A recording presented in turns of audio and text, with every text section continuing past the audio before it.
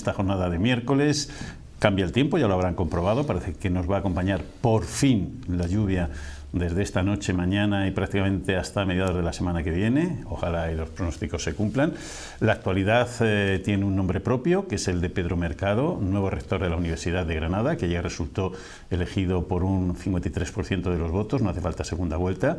La actualidad, lógicamente, tiene nombre de campaña electoral, pero la actualidad también hoy tiene nombre de ganaderos, que se han reunido con los medios de comunicación para contarnos un poco la situación que están viviendo con Puleva, a la que acusan de literalmente intentar ofrecerles una situación de casi extorsión para la adquisición de su producto, de la leche, a lo que ellos se han negado. Ya saben que les ha llevado a vender esa producción que hasta ahora tradicionalmente era recogida por la fábrica de la factoría de Purchil. Y a partir de ya se va a ir a Cobap, a la central cordobesa del Valle de los Pedroches, ante la situación de ruptura total de conversaciones con Puleva. Una veintena de ganaderías de Andalucía han mostrado hoy su unión frente a Lactalis Puleva, a quien acusan de haber lanzado una campaña de difamación contra los productores ante su negativa a firmar un contrato abusivo. Antonio Casas, gerente de la cooperativa láctea Alba, afirma que la bajada en el precio por litro de leche impuesto por la multinacional francesa resultaba inasumible, con pérdidas de hasta 20.000 euros al mes por ganadero.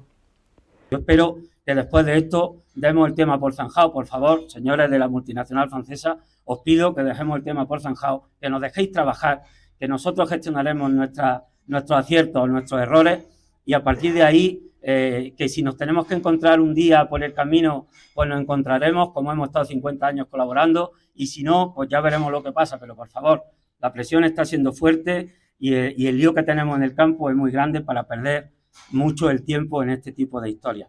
Una vez rota la relación comercial con Puleva, la solución la han encontrado en la firma cordobesa Cobap, aceptando los mismos precios que previamente ofrecía Lactalis. Casas ha hecho un llamamiento a los consumidores para que apuesten por un mercado lácteo 100% andaluz.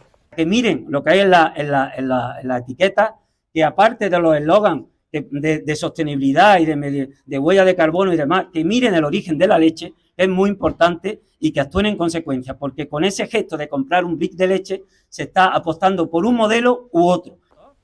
De esta forma, los productores de leche andaluces inician un nuevo proyecto que afrontan con mucha ilusión y con ganas de olvidar todo lo ocurrido. Y hoy la Diputación de Granada ha anunciado el impulso a una agenda urbana de Granada con la que se pretende dar soluciones a los problemas comunes de más de medio centenar de municipios. Un hecho bastante relevante en un documento que se aprobaba esta mañana por el Comité de Coordinación y Participación de las Estrategias de Desarrollo Urbano Sostenible, que persigue mejorar la cohesión social y territorial con la ayuda de fondos europeos. El alcalde de Granada, Francisco Cuenca, ha destacado la importancia de esa agenda urbana metropolitana, así como de abordar cuantas alianzas y acuerdos sean necesarias para que los municipios del área metropolitana se doten de instrumentos para aprovechar las sinergias que ayuden a emprender iniciativas de futuro. Bueno, pues estos son algunos de los asuntos que hemos querido destacarles. Lógicamente pueden ustedes imaginar que la campaña electoral está capitalizando buena parte de la actualidad, y para hablar de estas y otras cosas que hoy queremos llevar hasta sus domicilios, pues contamos esta noche con la candidata de Podemos Alianza Verde Independiente, Elisa Cabrerizo. Buenas noches, encantada de estar con nosotros. Manuel Morales, muchas gracias por acompañarnos. Muchas gracias a vosotros por invitarme. También en plena campaña. También en plena campaña. Antonio Cruz, buenas noches. Buenas noches. Ignacio Pozo, encantado. Buenas noches.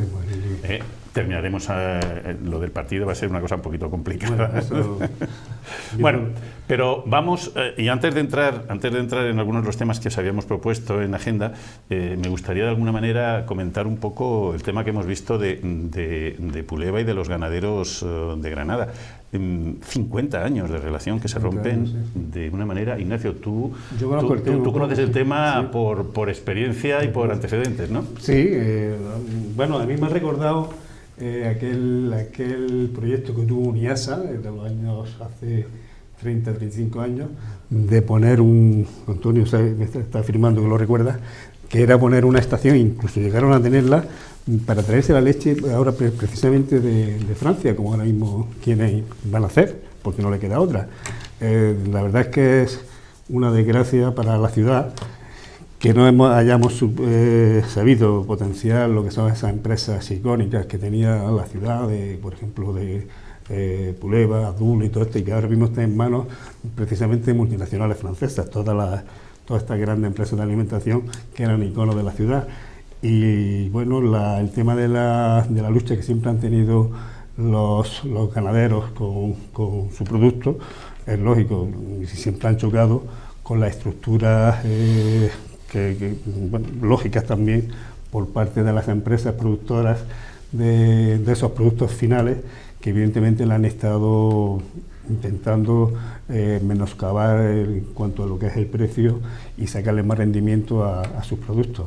Una cosa lógica dentro de lo que es el mercado, pero evidentemente lo que no puede ser lo que a donde han llegado ahora mismo las multinacionales con la industria agroalimentaria, que la están dejando básicamente a nivel de suelo, y evidentemente no es competitivo. Y los gastos, pues como acaba de decir el ganadero que nos ha precedido, pues superan lo que es la venta. Entonces, vender a pérdidas, obviamente no es que no esté permitido, es que incluso no se puede, y es lo que está pasando. Antonio. Bueno, yo leí el otro día un comunicado de Puleva, de la empresa madre, la multinacional, en donde negaban todo lo que se venía diciendo, ¿no? Decían que habían ofrecido el mismo precio. No obstante, como decía el compañero, la situación de los ganaderos está en inferioridad de condiciones en el llamado mercado, ¿no? La oferta y la demanda aquí en este caso no es pura, no es pura, sino que o lo toma o lo deja. Es un poco lo que ha ocurrido.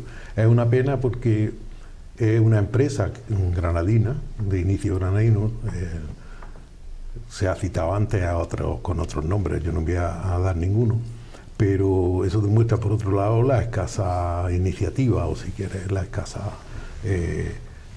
perspectiva de futuro que un sector del empresariado granadino ha manifestado en su tránsito por la industrialización de Granada. Por tanto, eso es lo que tenemos. Elisa. Bueno, esto es lo que veníamos también hablando de toda la pérdida de lo que es el tejido local, el tejido productivo local. Cuando vamos cayendo en manos de multinacionales, pues al final tributan en otros lugares y tienen otros intereses, ¿no? Y nuestro futuro, que realmente el presente y el futuro, ya sabemos que la industria agroalimentaria sí que tiene una perspectiva de futuro, pues se va cargando porque no se apuesta desde aquí y no se está favoreciendo desde aquí. Entonces, lo que está claro es que son nuestros productos de cercanía, nuestros productos que son más saludables, nuestros productos que son de mejor calidad. Bueno, pues los vamos perdiendo porque no vamos apostando por los productos locales y por el tejido local. Manuel. Bueno, quizá comentar dos cosas, ¿no? Por un lado, se vuelve a poner sobre la mesa la necesidad de que se desarrolle y se aplique y baje hasta las comunidades autónomas y acabe siendo una realidad tangible en nuestra economía la ley de cadena de valor en el sector agroalimentario, que se aprobó, pero que hay que desarrollarla. Tiene que ser una realidad que verdaderamente los productores acaben percibiendo por su producto, por lo más básico, que son los alimentos, que acaben percibiendo el productor final, que es quien verdaderamente genera la mayor cantidad de valor, reciba por lo menos lo suficiente como para que su explotación sea viable y pueda seguir viviendo de eso, ¿no? Y en segundo lugar, bueno, pues de alguna manera señalar también la irracionalidad a la que acaba llevando un sistema económico, que lo que nos están diciendo es que la manera idónea económicamente será monetariamente, pero de luego no económicamente, ¿no? La manera idónea de producir leche es desplazar toneladas de leche miles de kilómetros con el coste que eso supone ambiental, de transporte, de recargo de las infraestructuras, cuando tenemos leche aquí, que se puede producir aquí y consumir aquí, ¿no? Algo está mal, algo está mal. Puede que las cuentas monetariamente salgan, pero eso no es eficiente. A cualquiera que se le diga se da cuenta de que eso no es eficiente. Y luego una nota, ¿no? Me llama la atención, me alegra mucho que al final COVAP, que es Cooperativa Valle de los Pedroches, vaya a darle una vía de salida a los ganaderos andaluces, Pero bueno, rompamos una lanza, ¿no?, por la economía social en Andalucía. Al final es una cooperativa la que saca adelante la producción láctea en Andalucía, cuando una multinacional que se rige únicamente por las reglas del capitalismo pues nos genera este desastre. Pues pongamos en valor la economía social en Andalucía, que vemos que al final tiene mayor interés social que otros modelos económicos. Sí, hay algo, Raya, yo creo que Raya hay algo en cuanto a lo que ha dicho Antonio, ¿no? Si hay una... ¿por qué el precio que se le facilita a Cobas, si es competitivo para Cobas? Porque Cobas, aunque sea una cooperativa de trabajo asociado y tenga un fin social, evidentemente también es una empresa, tiene que funcionar como tal. Entonces, en relación a lo que tú acabas de decir, el traerse la leche de 1.200 kilómetros aquí, eso tiene un sobrecoste que no sé yo hasta qué punto alguien aquí se está fallando algo en las declaraciones que han hecho la empresa, la multinacional, con lo que realmente ha pasado, puesto que evidentemente no puede haber tanta diferencia en el coste litro que se pone a disposición de Cobas con el coste litro que se pone a disposición de Lactalia en este caso. Falla aquí alguna historia que desconocemos, pero lo que sí es verdad que Lactalia tiene un fuerte arraigo aquí en Granada y que están 600 puestos de trabajo pendientes y dependiendo de eso, que hay que tenerlo en cuenta también. Decía... Ojalá la diferencia de beneficios, ¿no? Exacto. Ojalá la diferencia de beneficios entre lo que una cooperativa tiene. Uniasa, los granadinos, como lo conocemos, asistimos a su creación, siempre ha tenido a su favor a las administraciones, en este caso es más cercana, que es el Ayuntamiento. El Ayuntamiento de Granada hizo posible que en plena vega, que es protegida, se hicieran y se ampliaran las instalaciones que hoy día tiene Lactalia, antes Uniasa Puleva.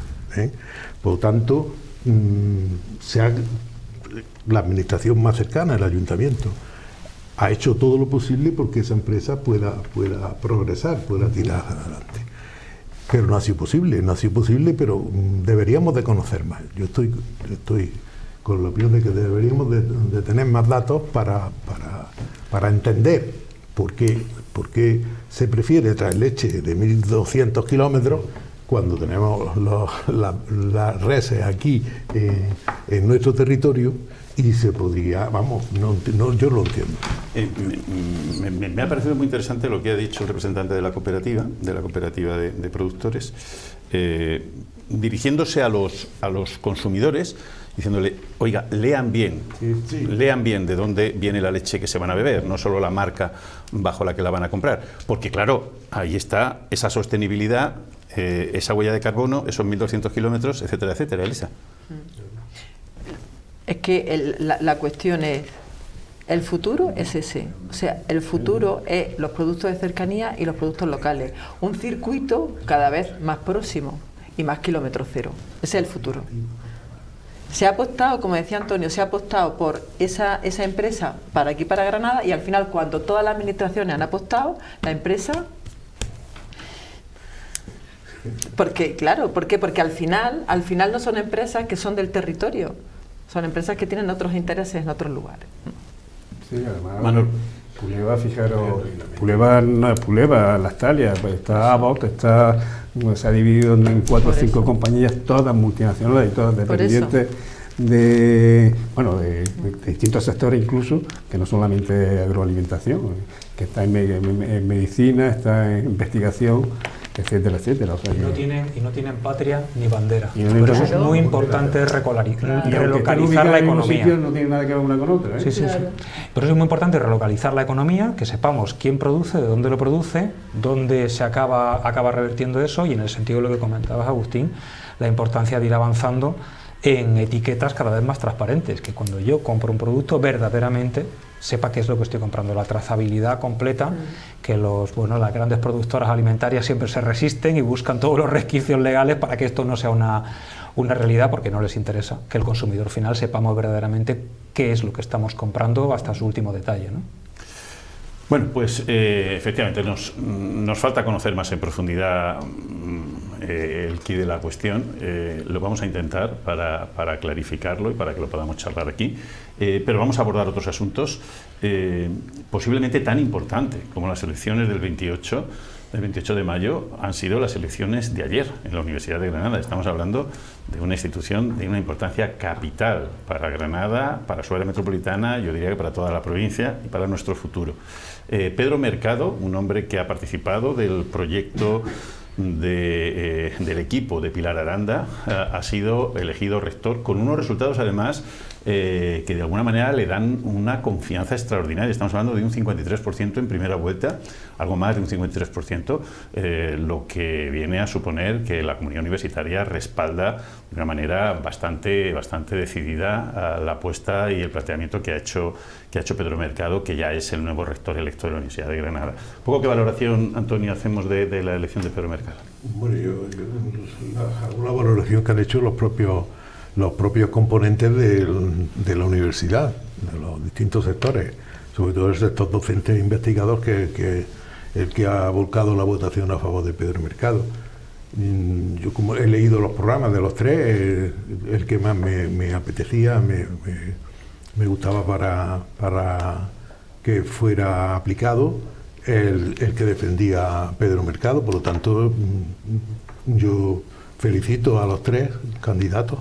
A la candidata la conocí aquí la semana pasada, pero felicito a los tres y felicito a la comunidad universitaria porque las elecciones han sido un éxito tanto de participación, que ha sido un poco más alta que en anteriores comicios universitarios, y que ahora lo que hace falta es que el programa de Pedro Mercado lo pueda aplicar. Elisa. Pues es verdad que hay mayor participación que en la otra, pero a mí me resulta muy curioso que la comunidad universitaria, donde se supone que los niveles de participación, yo entiendo que entre la gente joven tenga mucho más ganas de participar, hemos tenido una participación entre el profesorado, la participación es un 30 y tanto, es decir, que hay como un 60% que no participa y no le interesa quién va a regir.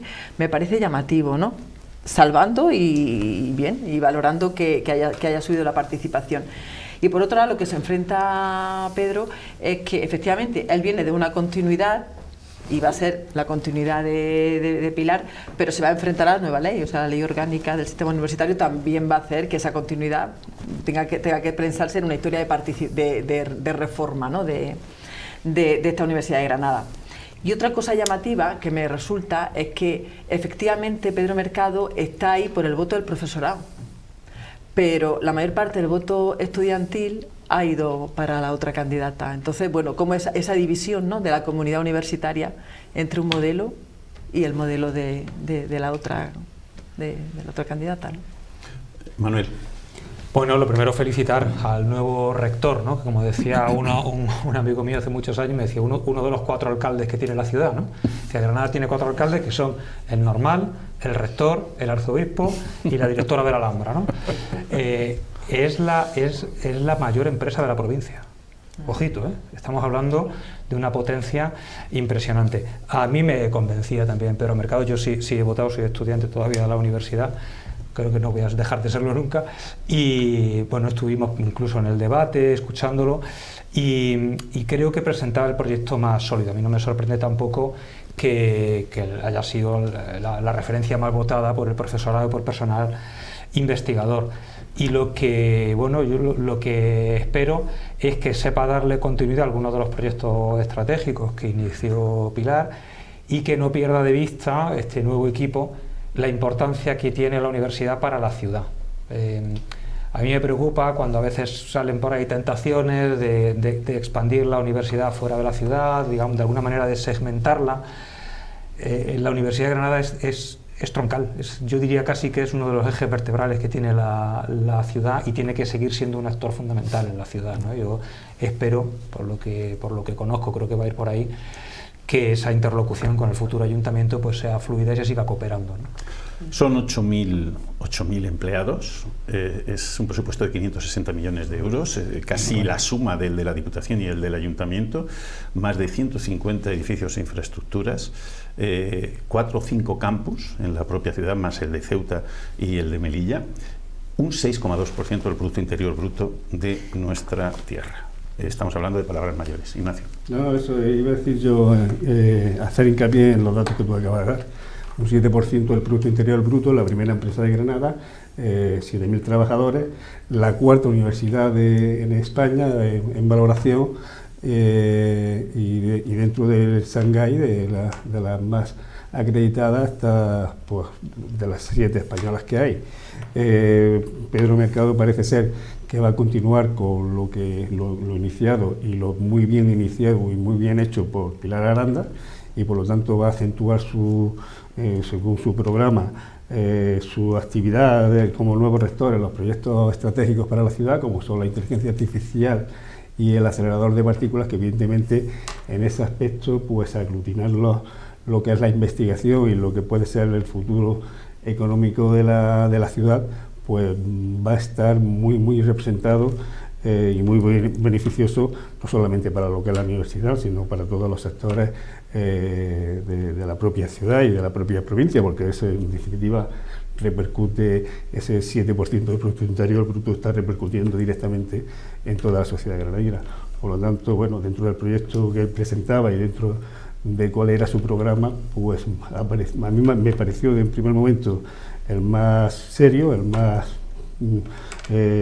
pensado respecto a lo que puede ser la expansión de la Universidad de Granada y el mantenerla como dentro de ese nivel que tiene de excelencia, y en eso me imagino que Pedro estará pensando en continuarla, y me ha parecido muy bien, francamente. Bueno, mañana jueves a las 10:15 de la noche vamos a volver a emitir la entrevista que realizábamos con Pedro Mercado, entonces en su calidad de candidato al rectorado, pero en la que desgranaba cuál era su programa de trabajo y su programa de gobierno en caso de conseguir la victoria, como eso ha sido. Así que no se la pierdan. Recuerden, mañana a las 10:15 aquí en 7 Televisión compartiremos 45 minutos con el ya rector electo de la Universidad de Granada, al que le deseamos lo mejor, porque lo mejor para el rector de la universidad y para la universidad es lo mejor para esta ciudad, sin ningún género de dudas. Bueno, vámonos a la otra campaña, a la del día 28, que empezó casi llevamos una semana, y que uno tiene la sensación de que de alguna manera le están hurtando a la ciudadanía el derecho a conocer las propuestas locales, porque si ahora mismo alguien desembarca en este país que viene de fuera y se lee los medios de comunicación, aquí solo estamos hablando de cosas que nada tienen que ver con lo local, que estamos hablando de política nacional más que de lo local. Elisa, os están robando un poco el tiempo y los tiempos y los espacios, ¿no? No, nosotras siempre venimos hablando de cuestiones locales. Sí, no digo que vosotros no lo hagáis, digo que ahora mismo el debate, cuando tú hablas de política deberíamos estar hablando de las cosas locales, y estamos hablando de Bildu, de presos de ETA, etcétera, ¿no? Sí, pero yo creo que eso es irremediable, porque eso es algo que se habla siempre, ¿no? La política nacional es la política que nos une a todo el mundo, y es la política que siempre tenemos en los medios la información que tenemos en los medios de comunicación. Pero la política local tiene que ser dentro de nuestro territorio local, y sobre todo tiene que ser en la calle, y yo creo que eso es lo que estamos haciendo, lo que nos toca aquí. Los medios de comunicación grandes nos van a traer efectivamente la información de otra política central. Estamos viendo cómo incluso el presidente del Partido Popular de Granada le pedía explicaciones al candidato del Partido Socialista a la alcaldía de Granada sobre los pactos con Bildu. Manolo. Ya, pero no estamos entrando en eso. Yo qué sé, cada uno hace el ridículo como quiere, claro. Que te diga. Sinceramente, yo creo que se juega mucho con la falta de cultura democrática que hay en la población. El otro día, perdonadme, muy breve, pero me llamaron de una organización que ahora se presenta a las elecciones, más gente, bueno, y me plantearon que les hiciera como un taller de en qué consistía eso de haber sido concejal y no sé qué, ¿no? Y en la charla yo les hice una pregunta. Era gente que se estaba planteando presentarse a las elecciones, ¿eh? ¿Y vosotros sabéis cuánta deuda tiene el Ayuntamiento de Granada? Ni idea. Es nuestra casa común, o sea, es nuestro. Es como no saber cuánta deuda tiene tu comunidad de propietarios de tu bloque. No lo sabían, no se lo habían planteado. Y eso es gente que se está planteando presentarse a las elecciones. Imaginémonos el común de la población, ¿no? No nos damos cuenta, pues yo creo por falta de cultura democrática, y eso hay que educarlo, hay que llevarlo a los institutos, no sé cómo habría que hacerlo, pero creo que hay que trabajarlo desde más abajo, que el ayuntamiento es nuestra casa común, que al final si mi acera no funciona, mi autobús no va bien, es porque la administración de la que somos corresponsables y copropietarios no va bien y alguien ahí está fallando. Bueno, pues cosas tan básicas como esas no funcionan, Entonces, la única manera, a lo mejor, de llamar un poquito la atención de la gente, pues es soltando bocanas de este tipo que nos estás comentando, ¿no? Y a mí me parece que es una pobreza y que queda mucho trabajo por hacer. Y cada vez que alguien sale con el discursito de la clase política, la casta no sé qué estamos haciendo? ¿Alejando a la gente de la política? Mal vamos. Ignacio. Hombre, yo creo que lo que dice Manolo tiene su parte de verdad y luego ya un poco de literatura. Si hay desafección a la política, lógicamente la culpa la tienen los políticos, que no han, sí, suelen tenerla los políticos. Lógicamente también los ayuntamientos no legislan. Y eso el ejemplo que acaba de poner nuestro querido amigo Agustín respecto a lo de Bildu, ¿no? Que esto es una campaña municipal, no es general, es como consecuencia del bipartidismo que quieren imponer los dos partidos mayoritarios, punto. O sea, el PSOE y el Partido Popular están en el bipartidismo y lógicamente pues esos ataques viscerales que se hacen uno al otro en unas elecciones generales que, como todos hemos coincidido, no tienen nada que ver con las generales, las municipales con las generales, pero que lo están haciendo porque quieren quedarse como hegemónicos en cuanto a lo que pasa en las próximas elecciones. Y como consecuencia de eso, pues salen discursos absolutamente disparatados y salen propuestas que son irrealizables. La política municipal, allá aquí pues, si nos venimos a Granada, pues está siendo un poco, se lo estaba comentando, me parece que era contigo antes de iniciar el programa. Yo no veo en la calle sensación de elecciones, ni que nadie se preocupe, que nadie pregunte qué propuesta trae quién es el candidato de este otro partido. La gente está un poco así, es una campaña un poco gris. Yo la veo muy gris en comparación con otras campañas.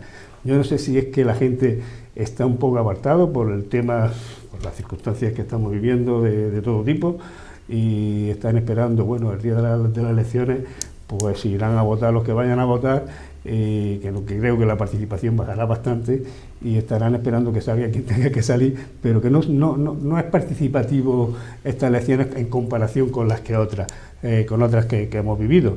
Y luego hay proyectos de estos recurrentes que de elecciones tras elecciones se sacan del cajón de los recuerdos, se exponen, se dicen, y luego como no se cumple, primero porque los ayuntamientos no legislan, tienen mandatos, ¿no? Con lo cual el mandato que tiene es en función del presupuesto que maneja, y los presupuestos con las deudas que tienen los propios ayuntamientos, como tú acabas de decir, pues están disparados. Entonces pocos recursos tienen para hacer esos megaproyectos que sacan en las elecciones, y que la gente porque no se los cree. Entonces como no se los cree, pues empieza a decir, bueno, que no están vendiendo.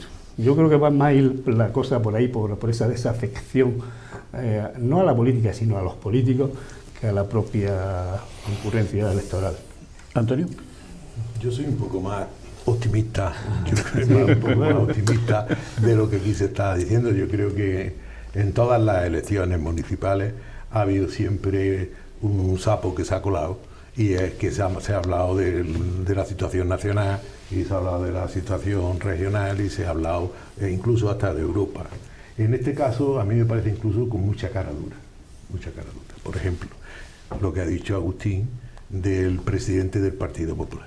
El presidente del Partido Popular de Granada, el otro día hablábamos aquí de un asunto que le afecta y del que no ha dado explicaciones. Y del que no ha dado explicaciones, judicializado. No sabemos nada de eso, y sin embargo pues se atreve a pedirle cuenta de un tema que demuestra su falta de sensibilidad democrática, porque claro, en este país se puede presentar a las elecciones todo aquel ciudadano que esté libre judicialmente, es decir, si haya sido del que haya sido, porque del partido que haya sido. Bueno, pero que sobre todo es que el candidato de Granada del Partido Socialista, ya me contaron ustedes lo que tiene que ver con esa película. Vamos. Es decir, que sacar del sitio correspondiente, yo creo que eso lo hacen aquellos partidos y aquellos políticos que no tienen nada que decir y no tienen nada que ofrecer a la ciudadanía en torno al proyecto de ciudad. Lo ha dicho el compañero, lo ha dicho muy claro, es decir, hay proyectos que se ponen sobre la mesa que son imposibles de realizar. Precisamente la desafección política viene dada fundamentalmente porque luego no se cumple aquello que se promete al ciudadano. Si lo que se le promete al ciudadano se cumple, la gente vota, la gente está con la política. Si no se cumple, pues la gente, hay desafección. Por lo tanto, yo soy optimista. Yo creo que los partidos lo están haciendo bien. No son los dos partidos mayoritarios, que fueron mayoritarios desde el año 77 y siguen siendo mayoritarios. Aún vamos a hablar de un bipartidismo imperfecto, pero el hecho es que hay dos partidos mayoritarios y otros partidos que también tienen presencia y muy importante en el ayuntamiento y con iniciativas muy interesantes. Por lo tanto, yo creo que la campaña se irá calentando conforme vayamos avanzando en ella, porque es que no ha hecho nada más que empezar. Pero en cualquier caso, todo esto que se habla es como nublar. Sí, o sea, tú lo que haces sí. es nublar y realmente no estás diciendo lo que la gente quiere que le diga. Y lo que la gente quiere que le diga es las cosas más cercanas, más concretas, más del día a día. La gente no quiere megaproyectos. Pues por eso La gente quiere que tú entiendas, como en la administración local, que es la más cercana, que tú entiendas lo que está pasando todos los días en su calle. Eso es lo que quiere. Y tú tienes que hablar de esas cosas. Si vienes a hablar de megaproyectos para hacer, o si vienes a hablar de cuestiones, todo el mundo tenemos ideología y podemos hablar políticamente de cómo, de Bildu y de lo no Bildu, podemos hablarlo. Pero en lo que estamos concentrados ahora, en las cosas muy concretas y muy cercanas, en la leche Puleva. Pues eso es lo que hay que hablar. Y si tú hablas de eso, la gente escucha, porque eso es lo que le duele. Puede ser la cosa, cuando empecemos a hablar de la buena leche en vez de la mala leche. Ya, pero hay que sacar la buena. A mí te concedo que no estamos en una contradicción, que en esta polarización y en esta especie de cortina de humo que se levanta con polémicas absurdas, evidentemente quienes lanzan ese tipo de propuestas o de provocaciones tienen una gran responsabilidad y son muchas veces los representantes políticos del bipartidismo a nivel estatal, ¿no? Pero en cualquier caso, al final lo que se consigue es que estemos hablando ahora mismo de esto, en lugar de hablar del transporte público, de qué va a pasar con La Vega, de qué pasa con los alquileres en Granada, que la gente no llega y que los jóvenes se tienen que ir de nuestra ciudad, de qué pasa con los grandes proyectos de desarrollo local, que por qué se nos muere el pequeño comercio, en fin, las cosas de las que habría que estar hablando. Entonces parece ser que hay gente que no le interesa mucho que se hable de eso. Habría que preguntarse por qué, ¿no? Bueno, pues vamos a hacer una mínima pausa y vamos a seguir con otros temas de la actualidad que tenemos sobre la mesa y que seguro van a ser de su interés. Hasta ahora mismo.